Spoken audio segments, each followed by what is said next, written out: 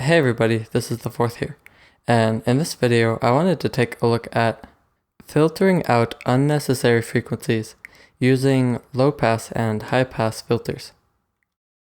Now doing this really ties in with both the previous technique and the next technique in this section of the tutorial, because filtering out these frequencies will clean up your sounds and help all of your sounds in a mix fit together a little bit better.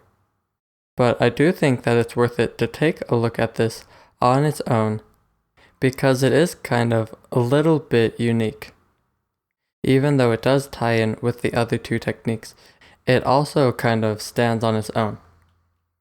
So let's start off with looking at high pass. Let's say that we had this sound here for our lead sound in a track.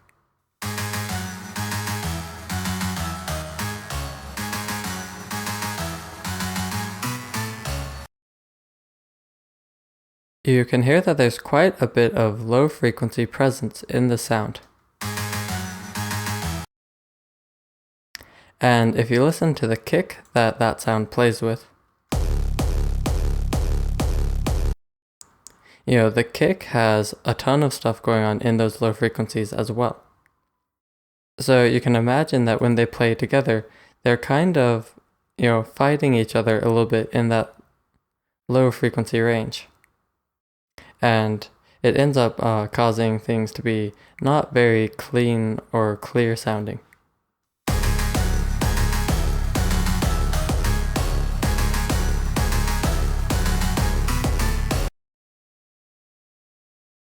And so this is an example of something we might clean up with high passing. And to do that, what we would do is just link the lead to a mixer track.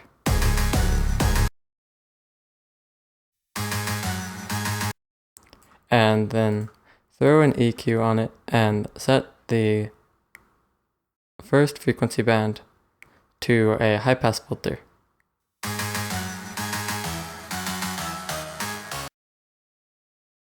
And we can play around with the settings to get it to sound just right and have it to relate with that kick perfectly. Obviously in this video I'm not going to take the time to get things perfect, but this should give you an idea. And so we'll play both the sounds together and we'll kind of adjust that EQ to see what kind of difference it makes in the overall sound.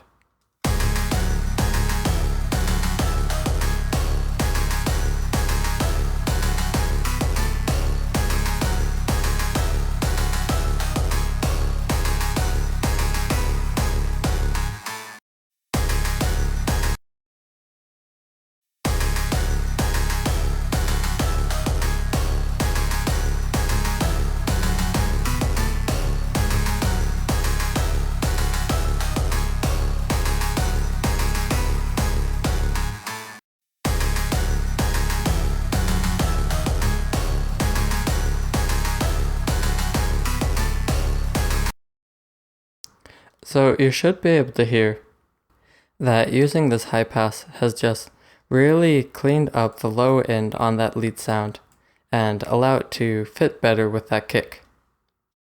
And now, the lead sound is existing more in the higher frequency ranges.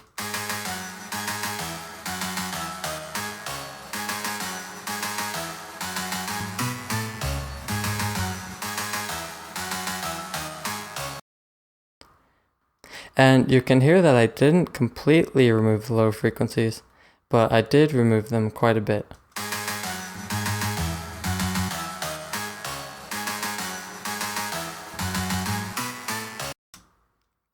And doing that just allows the kick to sit in those nice low frequencies and not have any interference from the lead really.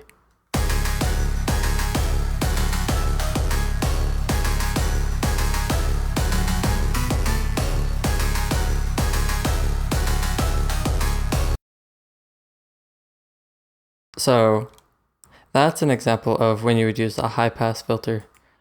It's really common to high pass most of your non-bass sounds.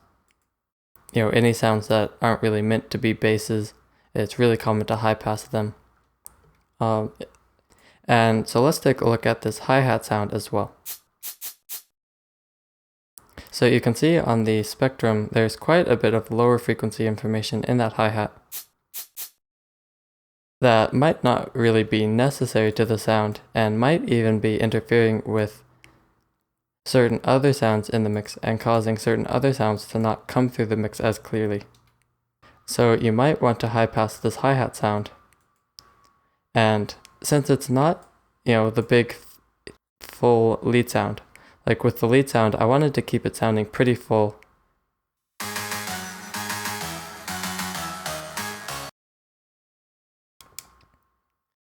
Because I did want it to be, a punchy lead sound. But with the hi-hat, it doesn't need to be really a punchy sound. It doesn't need to have a lot of fullness to it. I mostly want it in the high frequencies. I can probably high pass it a fair bit higher than I did that lead.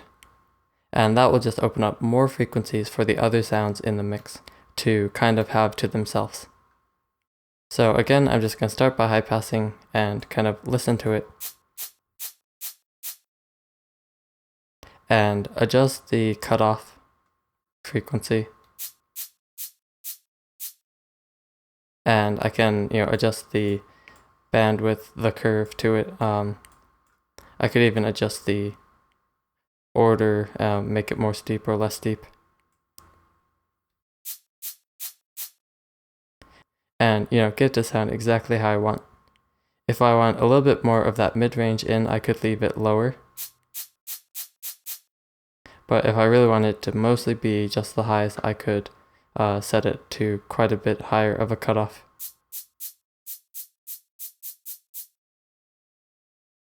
And deciding where to cut it off really comes down to how it fits in your mix, how you want it to sound in your mix, and all that.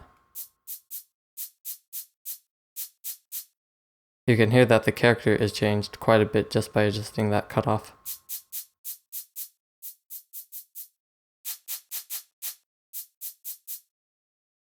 But doing this, really kind of cleans up the sound. You can hear the lower frequencies aren't super clean.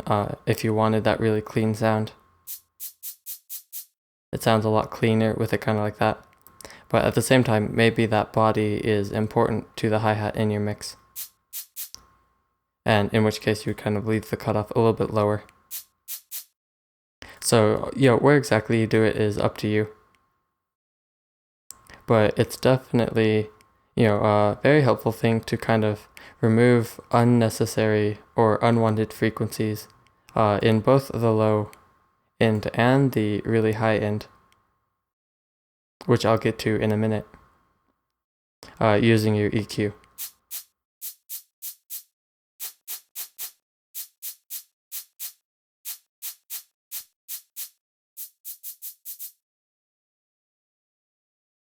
So let's take a look at low passing now. And low passing is to remove unnecessary high frequencies from certain sounds. So let's listen to this set of sounds right here.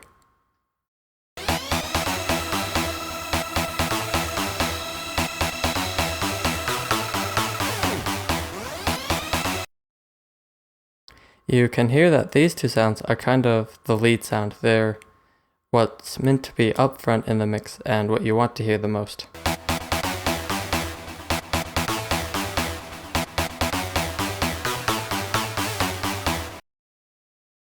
And this sound here is kind of an embellishment. It's a background sound, and it's really just to add a little bit more to the track, but it's not the most important sound, or even, close to it. It's not particularly important.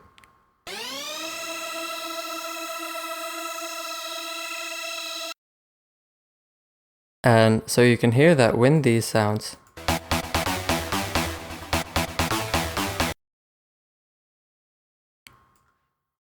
play with that other background sound, they kind of lose some of their clarity in the high end.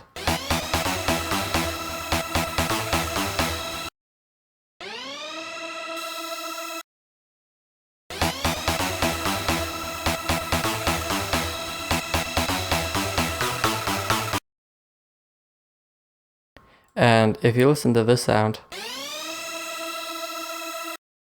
what I've done is I've low passed it to cut out some of those highest frequencies. And then it sounds like this.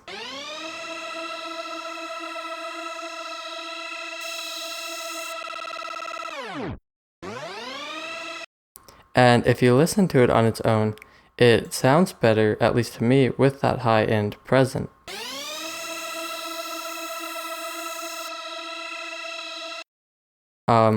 And in my experience, that's kind of the case for most sounds. Within reason, sometimes you have way too many high frequencies that kind of, don't sound that great. But in cases like this, sounds do kind of sound better with a nice brightness to them. But when you're mixing, you have to keep in mind that you're not trying to get every sound to sound as good as possible on its own, but rather you want them to sound as good as possible in the context of the full mix. And so when this sound has all that high end in it, it kind of takes away from the nice brightness of this lead. It's just kind of fighting for those highest frequencies. And that's not something that I wanted in this track. I wanted this lead to come through nice and clearly in that high end.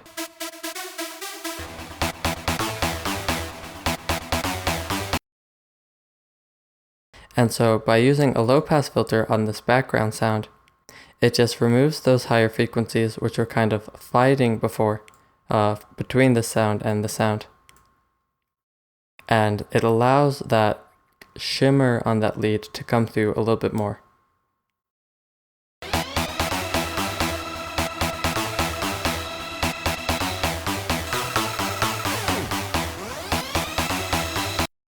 You can really hear that it gets lost when this version is playing, but when I put on that low pass version, the high end comes through a lot more clearly in that lead.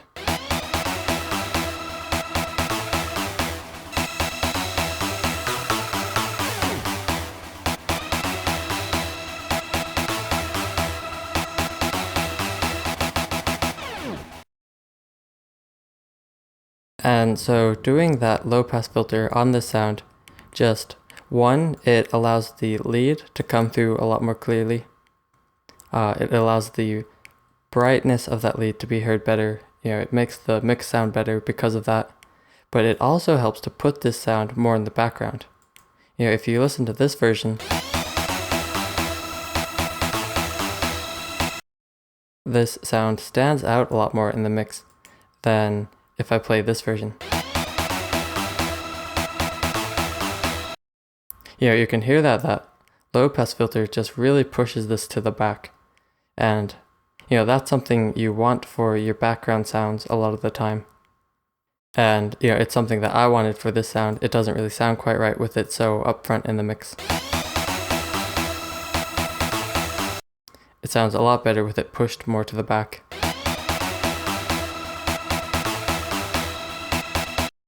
And the only difference between these two sounds is that low pass filter.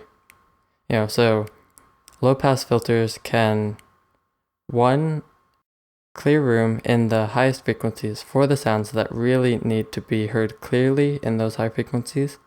And two, it can push, the more background sounds, the less important sounds, further back in your mix. And then, of course, there's also a third thing that it can do, which is just to kind of clean up the high end on certain sounds. Sometimes you might have sounds that have too many high frequencies present, especially in the highest frequencies, that you might kind of want to low pass out. And in those cases, it's going to come down to what kind of sound you want and how much high frequency presence you want in that sound and what sounds best for that individual sound. Sometimes with supersaws, especially if you distort them, you'll have too much frequency presence above 10,000 hertz. And kind of just using a low pass can help that to sound a little bit better, a little bit smoother. And This is something that you'll really notice more on smaller speakers, like phone speakers and stuff like that. So if you kind of hear that your mix sounds very good on your monitors or your headphones, but when you play it on phone speakers, it ends up sounding really fizzy or staticky. It might be because certain sounds have too much presence, kind of above 10,000 hertz. And if you pay attention on those small speakers, which sounds are causing the problem, you can maybe cut those using a low pass and try to get them to sound a little bit better. You do just want to make sure that you're not taking away from the actual sound. So, like, this would be way too low.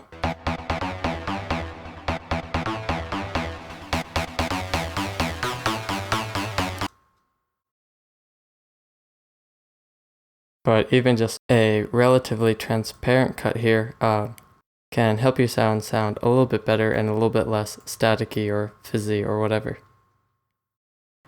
So hopefully this video was helpful. Hopefully that gives you a bit of an idea of how you can use high pass and low pass to filter out unnecessary frequencies or unwanted frequencies in your sounds to help them fit better with other sounds in your mix and open up more space for your other sounds in the mix, and also to clean up those sounds on their own and help them sound a little bit cleaner. Now, how you actually go about doing it is very much going to be up to you. You know, where exactly you high pass a certain sound and how steep you high pass it, or, you know, what Q setting you use. And all of that is going to come down to your opinion. It's going to be what sounds best to you. So just listening carefully and possibly using a reference track to help you out a little bit will really help you out in regards to deciding where exactly you do it, because it is going to be different for every sound, and it is going to be different for every mix, and it's even going to be different from one person to the next what they think sounds better. But hopefully this helped you out some, and hopefully you have a little bit of an idea of how you can use high passing and low passing while mixing.